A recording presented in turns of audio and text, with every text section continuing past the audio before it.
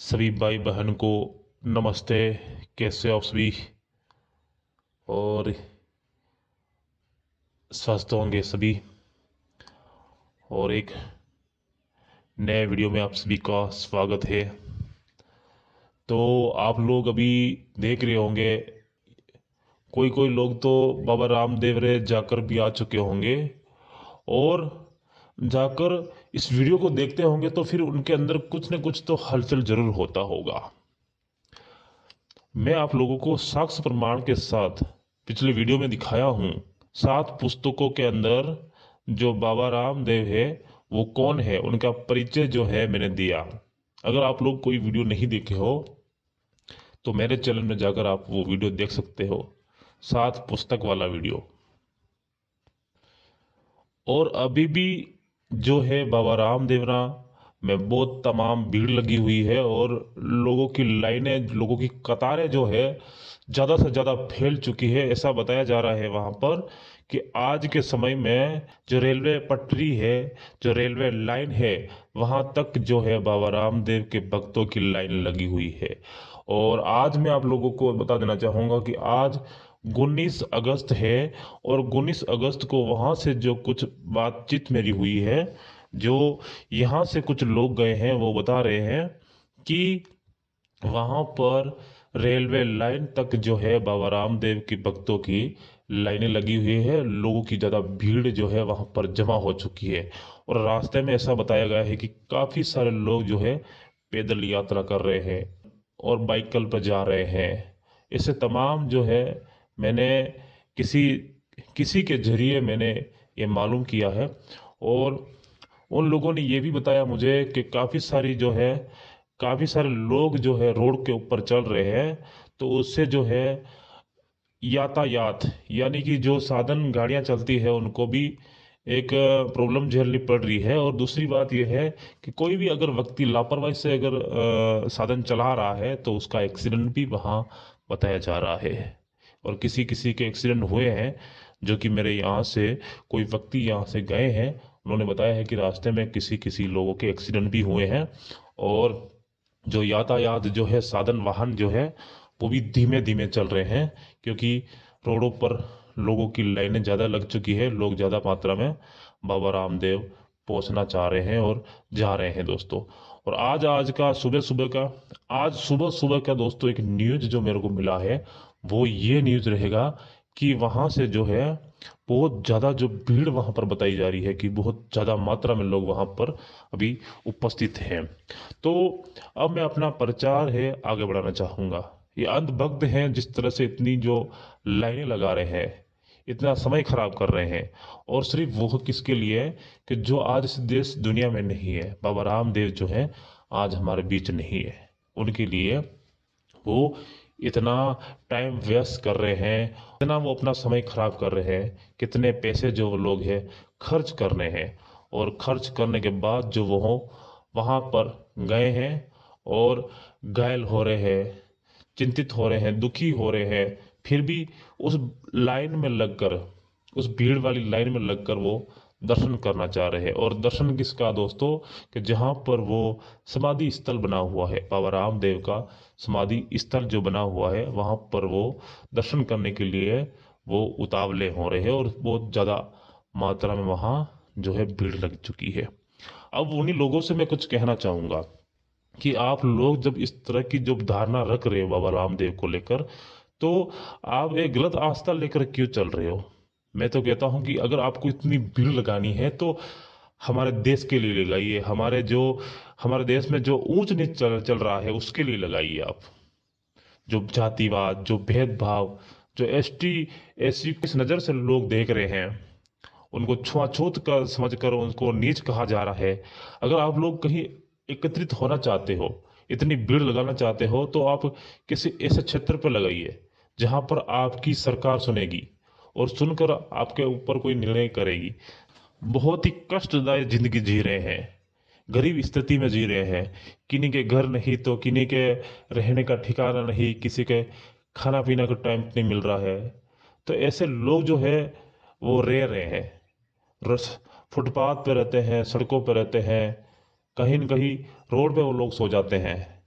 हमारे देश में आप लोग घूमोगे, देखोगे आप लोग, तो आप लोगों को मालूम चलेगा कि आखिर कैसे कैसे जो लोग हैं जी रहे हैं। अगर आप लोगों को कितनी भीड़ लगानी है, आप लोगों को अगर कुछ करना है, आप लोग एक एक महीने, दो दो महीने बिगाड़ बिगाड़ कर आप लोग बाबा रामदेव दर्शन करने जा रहे हो, तो वही अगर दो दो महीने, एक एक महीना जब आप बिगाड़ कर काम कर लोगे, और काम कर कर कुछ आवाज जो है हमारे ऐसे भाइयों के लिए उठाओगे, जो निर्बल है, जिसके पास कुछ भी नहीं है, उसके लिए अगर उठाओगे, तो मुझे ऐसा लगता है कि एक दिन हमारे देश में समानता जरूर हो जाएगी, सभी को बराबर का हक मिल जाएगा, और हमारे भाई चैन से जी पाएंगे। जो लोग आज किस तरह से जी रहे हैं, उनके पहनने के लिए वस्त्र भी अच्छे से नहीं मिल पा रहे हैं, वो नंगे पैर चलते हैं। इस तरह की स्थिति हमारे भारत देश में चल रही है। हमारे एसटी एससी, इन दलित लोगों, आदिवासियों के ऊपर जो इतना प्रभाव पड़ रहा है, वो सारा खत्म हो जाएगा अगर वो, जितनी आप वहां पर इतना कड़ी धूप में आप लोग वो लाइनों में लगे हो बाबा रामदेव रे। और बाबा रामदेव कभी ऐसा नहीं बोला कि आप लोग हमारे ऐसे आप घंटों घंटों, दो दो घंटा, पाँच पाँच घंटे रुक कर मेरे दर्शन करो। बाबा ने तो सिर्फ एक ही चीज सिखाई थी, वो है दोस्तों, ये ऊंच नीच, ये जातिवाद, ये सब कुछ खत्म करो और एक समान बनो, सभी प्रेम से रहो। ऐसी इस तरह की जो बातें हैं बाबा रामदेव ने कही थी, और बाबा रामदेव ने जो कहा है वो आज पूरा नहीं हो पा रहा है। आप एक गलत आस्था लेकर एक चमत्कारी पुरुष बनाकर आप लोग ये चल रहे हो, ये अच्छा नहीं कर रहे हो। वो चमत्कारी पुरुष नहीं थे, वो एक समाज सेवक पुरुष थे, और आप लोगों ने इनको एक अवतार बना दिया।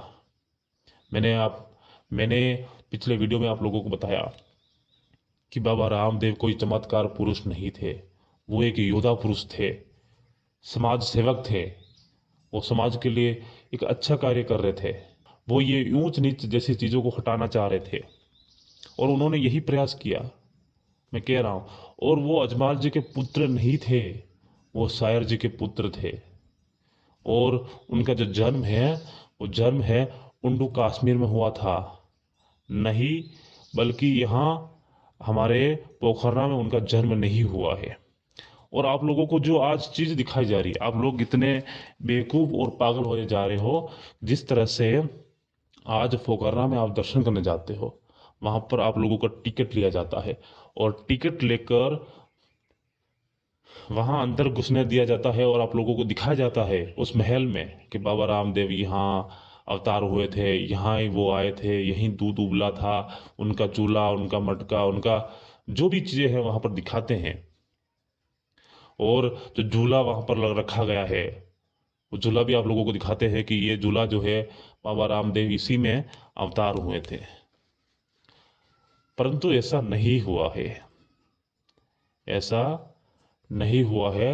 वो जो झूला है, उस झूला को लोगों ने रखा हुआ है, वो इसलिए रखा गया है कि लोगों को बेवकूफ बनाने के लिए, लोगों को गुमराह करने के लिए, कि लोग इस पर यकीन करेंगे। वहां पर उस झूले के ऊपर रिसर्च हुआ है, वहां उस झूले को जांच किया गया, देखा गया, और जांच के दौरान उस झूले की जो डेट है, उसका जो निर्माण समय है, वो आज से करीबन 200 साल पुराना बताया गया है। और बाबा रामदेव का जन्म कब हुआ था, कौन से सन में जब जन्म हुआ था, ये भी तो आप लोगों को समझना पड़ेगा। और आप लोगों को आज जिस तरह से आप लोग इतना मेला लगा रहे हो, और इतना जो आप बाबा रामदेव जा रहे हो, आज इतनी भीड़ जो इकट्ठी कर रहे हो ना, ये सब कुछ एक गलत आस्था है आपकी। बल्कि बाबा रामदेव का जो जन्म है वो उंडू कश्मीर में हुआ था। वो क्षेत्र सुदी नवरात्रि की पंचमी बुधवार विक्रम संवत जो 1401 में उनका जन्म हुआ था। दोस्तों आप फिर से एक बार सुन लीजिए उनका जन्म कब हुआ था। क्षेत्र सुदी नवरात्रि पंचमी बुधवार विक्रम संवत 1401 में उनका जन्म हुआ था। आपको समझ में आ गया होगा कि क्षेत्र, क्षेत्र किड़े बैसाख जेठ और आषाढ़ श्रावण भादवा, देखो बीच में इतने सारे महीने निकल चुके हैं। और फिर भादवा में जब आप लोग जा रहे हो, तो भादवा के महीने में क्या हुआ था, आज आप भादवा के महीने में जो है ये इतना मेला क्यों लगा रहे हो। बल्कि बीच में इतना गैप छूटने के बाद, इतने महीने निकलने के बाद क्षेत्र में उनका जन्म हुआ था। क्षेत्र महीने में उनका जन्म होने के बावजूद आप लोग जो है भाद्रवा महीना में क्यों मेला लगा रहे हो। भाद्रवा महीना में दूज को आप बाबा रामदेव का जन्म क्यों समझ रहे हो, इसका कारण मैं आप लोगों को बताना चाहूँगा। जब बाबा रामदेव का जन्म हो गया था उंडू कश्मीर में, और वहाँ से जब कुछ महीने के बाबा रामदेव हुए थे, यानी कि जो शिशु जो जन्मा था उंडू कश्मीर में, शायर और मगनी बाई के घर जो शिष्य, इसका नाम रखा गया बाबा रामदेव। तो वहाँ पर दोस्तों कि वहाँ से जो है कुछ महीनों के बाद जो है अजमाल जी के घर बाबा रामदेव को गोद दिया गया था। यानी कि बाबा रामदेव को अजमाल जी ने गोद लिया था। और कब लिया था दोस्तों, वो लिया था भाद्रवा की दूज को, ठीक है ना। तो यानी कि बीच में जो है क्षेत्र के बाद क्षेत्र, बैसाख, जेठ, आषाढ़ और श्रावण और भादवा, यानी कि 5 महीने के जो महीना, 5 महीने निकल जाने के बाद 5-6 महीने का बच्चा हो गया था। तो उसके बाद जो है उसको गोद लिया था अजमाल जी ने और मेणा दे ने, ठीक है ना। बाबा रामदेव को गोद लिया था अजमाल जी ने। और ये कहाँ पर लिया था, एक छोटे से गांव के वो राजा थे, और उनका आदेश जो है उंडू कश्मीर के लोग जो है मानते थे, उनको राजा राजा कहते थे। तो जो शायर जी है उनके ग्वालपाल थे, गाया को रखवाली करते थे। तो इसीलिए उनके घर बाबा रामदेव को गोद दिया गया था, जो कि कितने महीनों के बाद, 6 महीनों के बाद जो है बाबा रामदेव को गोद दिया गया था। तो उसी समय से, उसी भाद्रवा की दूज को ही जो है बाबा रामदेव को अजमाल जी ने गोद लिया था। तो उसी समय से जब लोगों ने ऐसा वहाँ पर लिख दिया गया है कि अजमाल जी के घर बाबा रामदेव ने अवतार लिया है, ऐसा लिख दिया है उसी समय को। किस समय को, जिस समय को बाबा रामदेव को गोद लिया गया था, अजमाल जी ने गोद लिया था, उसी समय को लोगों ने अवतार का नाम दे दिया कि अजमाल जी के घर बाबा रामदेव अवतार लिए थे। तो उसी समय को लेकर उन्होंने ये तय कर दिया कि इसी समय को हम बाबा रामदेव का अवतार मनाएंगे। तो आज जो आप लोग मेला देखते हो वहाँ रुणेजा में, वो उसी गोद लिए हुए टाइम को आज आप लोग जन्मदिन मानते हो, उनका अवतार दिन मानते हो। तो ऐसा नहीं है। इस दिन जो है सिर्फ बाबा रामदेव अवतार नहीं लिए थे, बाकी गोद लिए थे। बस इस बात को याद रखना है आपको। जन्म तो करीबन भाद्रवा की दूध से करीबन 6 महीने पहले उन्होंने जन्म लिया था, ठीक है। तो ये भी आप लोगों को समझना पड़ेगा कि यहाँ पर अवतार नहीं लिया गया, यहाँ पर गोद लिया गया था, और गोद से पहले उनका जन्म हुआ था, ठीक है, बाबा रामदेव का। तो आप लोगों को ये तो मालूम चल गया होगी कि बाबा रामदेव जो है वो अवतारी पुरुष नहीं है, वो जन्म लिए थे। जैसे जैसे समय बीतता गया लोगों के अंदर हेरा फेरी चलती रही। लोग शास्त्रों के अंदर, जो किताबों के अंदर उन लोगों ने छेड़खानी करना शुरू कर दिया। धीरे धीरे जो है एक गलत आस्था जो है लोगों के अंदर घुसा दी गई। धीरे धीरे लोग जो है उस आस्था में लोग प्रवीण हो गए, लोग जो है उसमें लीन होते गए।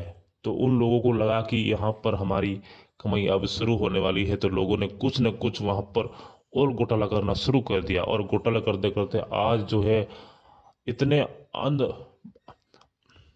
इन इतने लोग जो है अंधविश्वास में आज वहाँ पर 4-5 घंटों की लाइनों में खड़े होकर बाबा रामदेव के दर्शन करना चाह रहे हैं। बल्कि वहाँ पर ऐसा कुछ चमत्कार नहीं है। वहाँ पर सिर्फ बाबा रामदेव की अगर आस्था रखनी है तो हमारे देश को लेकर आस्था रखो कि बाबा रामदेव ने जो कार्य किया था वो देश के हित के लिए कार्य किया था, समाज के लिए कार्य किया था, ऊंच नीच के लिए कार्य किया था, हिंदू मुस्लिम को मिलाने का कार्य किया था। वो ऐसा बोलते थे कि हिंदू मुस्लिम कोई अलग प्रजाति नहीं, सब मानव ही प्रजाति है। यहाँ पर कोई धर्म एक से न्यारा नहीं, सब धर्म एक ही है, ऐसा वो कहते थे।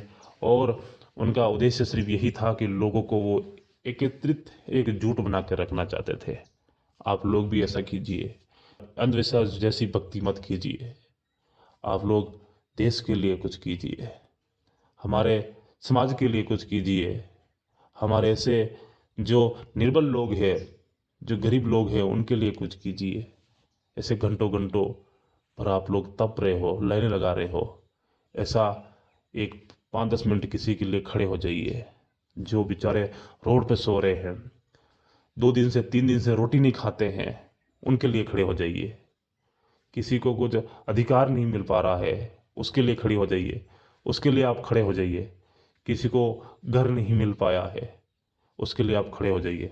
तो आपका भगवान ही कल्याण कर देगा। भगवान अगर अगर भगवान नाम की कोई शब्द चीज़ होती ना, तो वहाँ उस जगह काम करेगी आपके, जिस जगह आप लोग किसी के ऊपर दया कर दोगे तो। ठीक है, चलो आगे बढ़ते हैं।